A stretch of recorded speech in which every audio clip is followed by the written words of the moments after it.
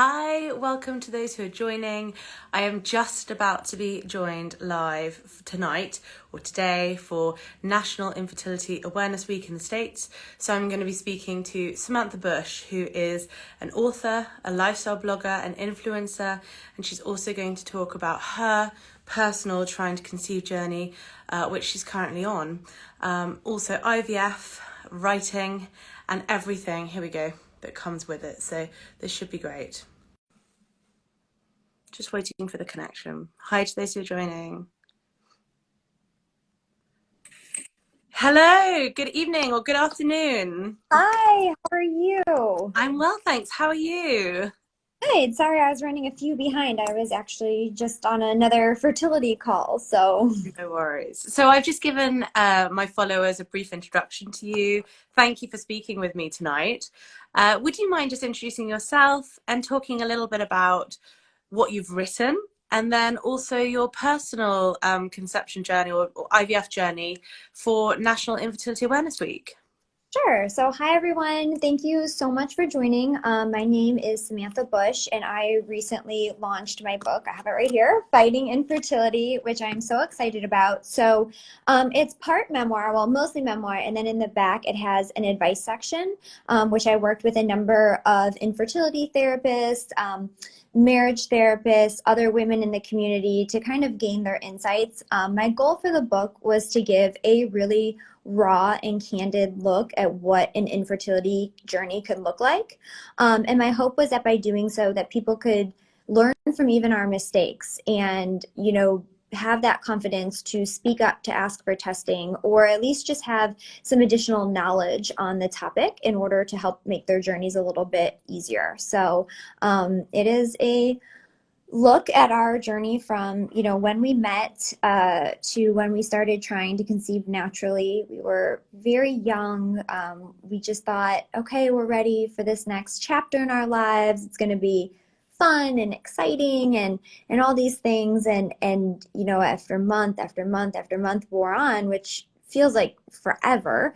After almost the year mark, our OBGYN finally said, okay, we'll get some testing, which was just so frustrating because I kept asking, I was like, I think something's wrong. I think something's wrong. And I got that age old, it hasn't been a year, you're fine. And this was back 8+ years ago. So there wasn't these Instagram lives and podcasts and apps. And so I just didn't really know what to ask or how to get those answers. And, I'm a big believer now in doing either at-home testing or asking for testing up front from an ultrasound, blood work, semen sample. Like, you need to know the cards that you're being dealt, to know what's happening. So were you diagnosed with PCOS after a year? Yes, I was. Sorry, I'm trying to there we go. I was diagnosed with PCOS after a year, and I was put on 5 rounds of Clomid, but they had never bothered to say, oh, your husband needs testing. So I went through 5 rounds of Clomid where I was, officially a crazy person, I'm pretty sure, on that medication.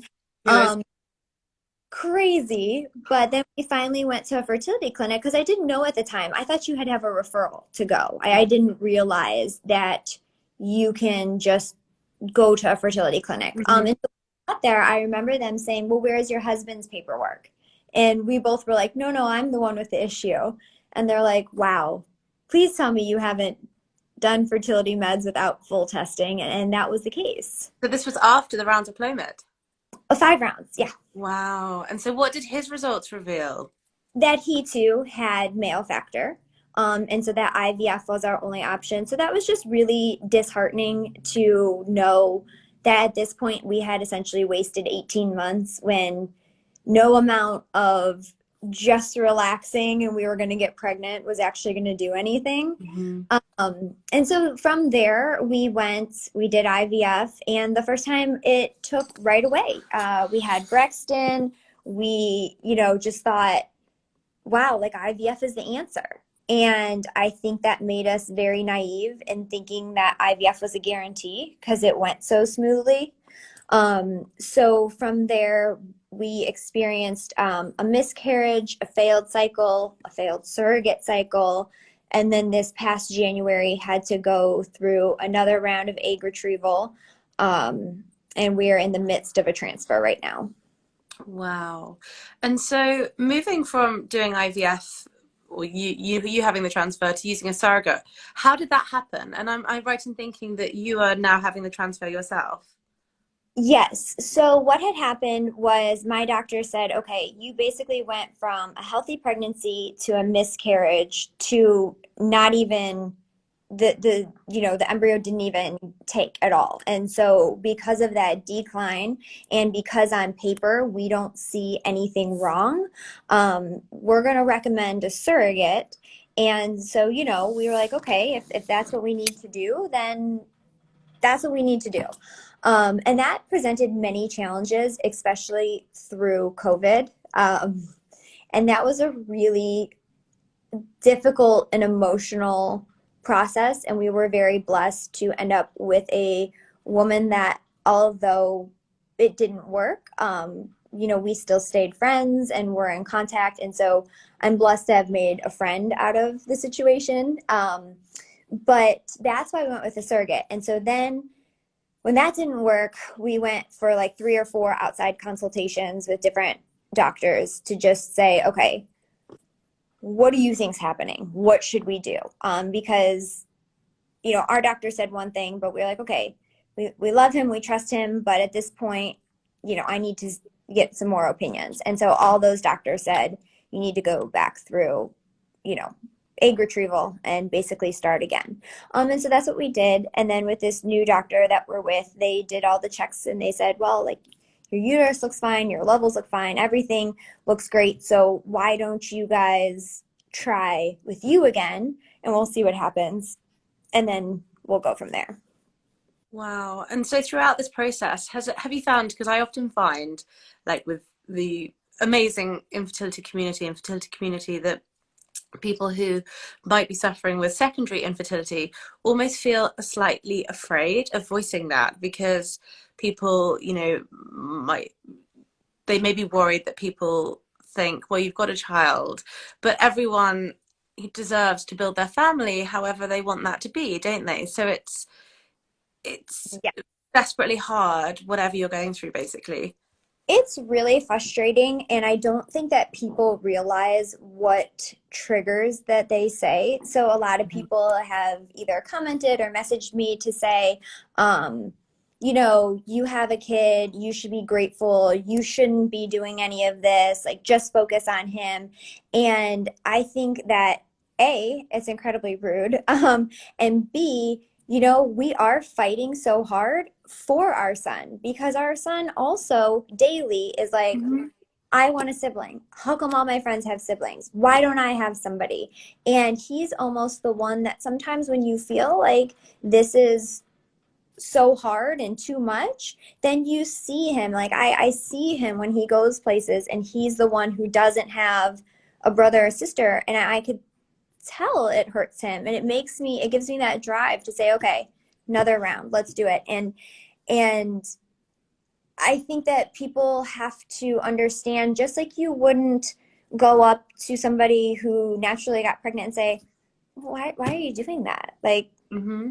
you have one, why are you doing that? Like, I just think people sometimes feel if you share your infertility journey or you already have a child that you don't have that longing anymore. And it's so hard because I've talked to so many women who are also facing secondary infertility. And you're right, they feel like they can't talk about it. And that's hard. Like, we need to be able to have that support and understanding.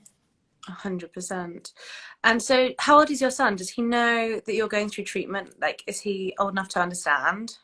Yeah, he's 6. Oh, Well, he he's will be 6. Okay. almost 6. Let me correct that. A month off from 6. We have been very open and honest with him. So he knows, that he has sisters in heaven. Mm-hmm. He understands that, mommy and daddy had to work with doctors and take medicines in order to have him. And that, mommy and daddy will continue to work to have a sibling for him. And that, each of us has some parts that don't work, and so we need doctors' helps and medicine help, and he's, you know, right there with it. He actually thoroughly enjoys the shot process. He thinks like it's so he thinks that's like the coolest thing. He's always asked, he's like, "Can I give you the shot?" I'm like, "Absolutely not." Yeah, where's it gonna go? Yeah, Exactly.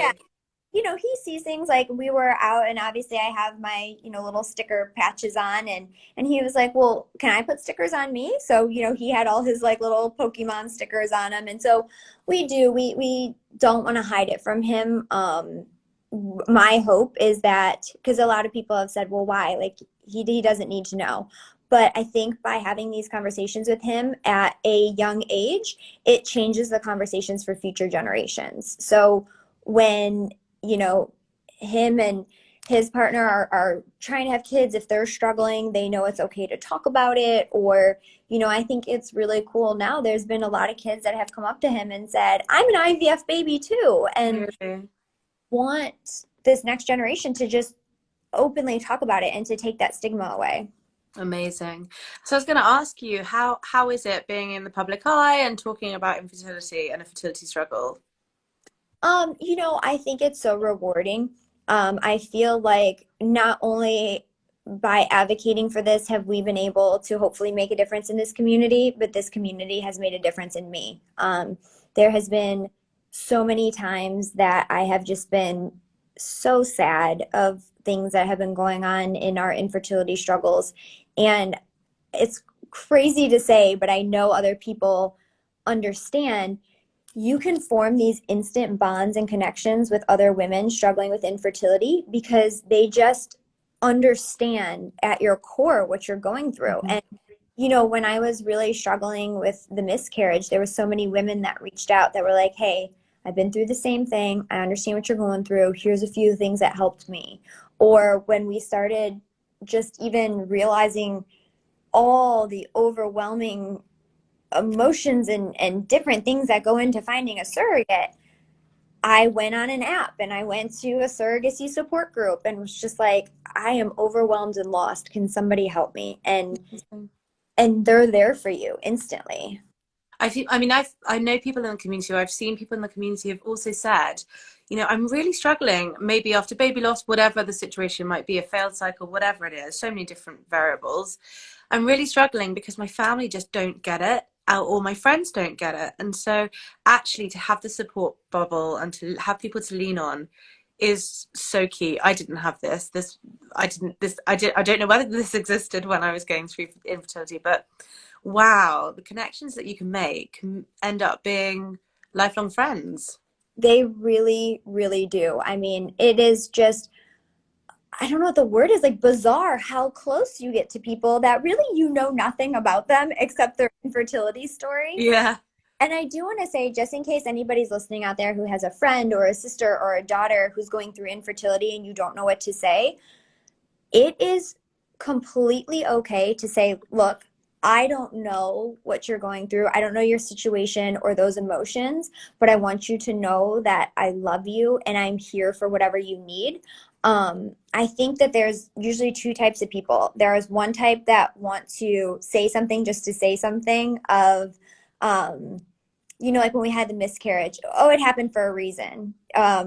Or maybe you did this. Like maybe it's Wow. because you did this that it happened. Or there were the people that were like, "Oh, I don't know what to say. I'm just not going to say anything." And so I try to tell people it's completely okay to say, "I don't know what to say in this situation, but I'm here for you in whatever capacity. If you want to talk about it, if you don't want to talk about it, if you want to go for a walk, if you want to, I don't know, go take a class, like whatever it is." I think that's how to handle these situations if you're unsure what to say or do. Totally. And you cover that kind of thing in your book as well from your personal experiences.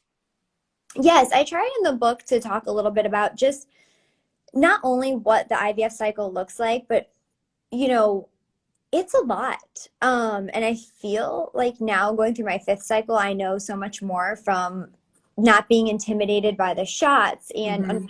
what some of the side effects of the medications are.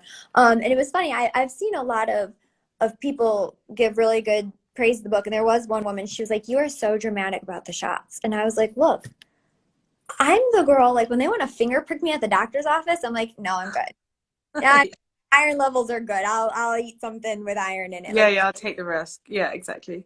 but it's true, and I wanted people to see that side because, there's times when you could be really strong and really brave, and then there's other times that like you might just melt down or be Mhm. really apprehensive about something, and that's okay. We all have our strong moments and we all have our weak moments. And I think that by this community talking so openly, you realize in your weak moments that you're not alone, and that doesn't make you less strong. It just is part of this process. Someone just said the 2 week wait is the most emotional torture. I couldn't agree more. It's awful, isn't it? It's just agonizing and the days drag on like there's no tomorrow. Yes, yeah, I think this round we're on like the 5 week wait. So yeah, none of it's easy. It's definitely not where we thought our, how making a family was going to happen for us. We're proud that we've taken it and started the foundation and are able to advocate for it. And I'm excited what this community is doing, but it's a lot. And in the book too, I think one thing that is really important to cover is talking about your marriage, and realizing that nobody, when they say I do, expects to go through all this to have a kid, from all the medications and doctor's appointments and stressors. And so, being able to go see a therapist or take time away from, I mean, the best way to say it is have sex just to have sex and not to have a baby, because you guys have to stay connected during this, because it's such an intimate and hard process that you have to be able to lean on one another throughout it. Absolutely. And what are some of the things, because I've seen that you've been doing some stuff already for NIAW. What else is coming up this week for you? Well, we just finished last night. It was really cool. We did an event called Set the Night Aglow, where the city of Charlotte recognized National Infertility Awareness Week as a national week. And Amazing. so we gathered a panel together with doctors, embryologists, former patients, nurse practitioners, everybody. And we held kind of a seminar where people could come in and ask questions. We had a financial advisor there too, because everybody knows like the cost of infertility treatments is ridiculous. And don't even get me started on my soapbox why it's not covered. Yeah, yeah. That Uh, sounds amazing. Did it go yes, well? it went really well. And so, my whole goal this week is just to be doing these lives and podcasts and Zooms, and to just be sharing resources in order to just continue to help unite this community, because it's such an important community. Hmm. And where can people find your book? Amazon, Books a Million, Barnes and Noble, all those places. There's autograph copies on Infertility. what? Fighting Infertility. Yes. Yeah, love it. I love the color.